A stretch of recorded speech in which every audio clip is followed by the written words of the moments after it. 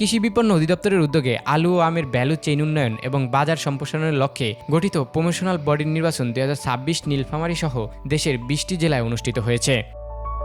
রোববার সকাল 9:30 থেকে বিকেল 3:30 পর্যন্ত একযোগে ভোট গ্রহণ অনুষ্ঠিত হয়। কৃষিখাতের গুরুত্বপূর্ণ এই সংগঠনের নেতৃত্ব নির্ধারণে সংশ্লিষ্ট কৃষক, ব্যবসায়ী ও উদ্যোক্তারা তাদের ভোটাধিকার প্রয়োগ করেন।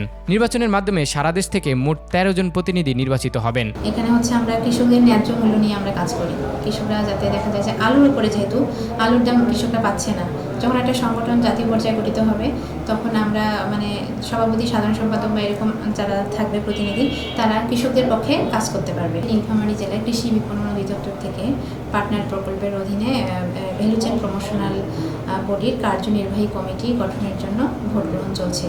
এখানে আমাদের কার্যনির্বাহী কমিটিটা গঠিত হচ্ছে মূলত 13 সদস্য বিশিষ্ট।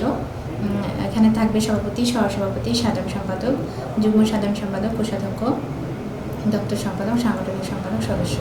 মোটামুটি আমরা আলুর উপরে এই যারা আলু পণ্য চাষ করে তাদের 15 ক্যাটাগরির মানুষ নিয়ে আমরা একটা ম্যাপস গঠন করেছিলাম। এই ম্যাপসের সদস্যদের থেকে আমরা এই কমিটিটা গঠন করছি। সভাপতি, সাধারণ সম্পাদকরা এখানে ভোটার হিসাবে, প্রতিটা ম্যাপসের সভাপতি, সাধারণ সম্পাদক ভোটার হিসাবে থাকবে।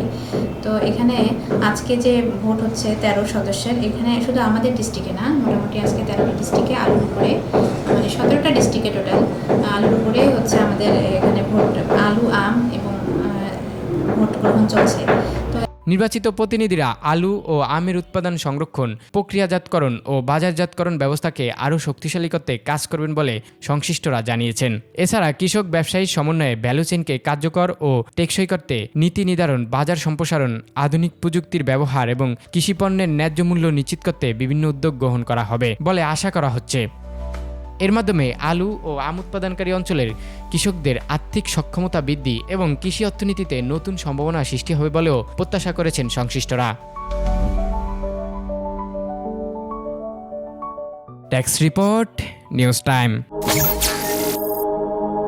নিউজ টাইমস, সত্যের প্রত্যয়ে আমরা।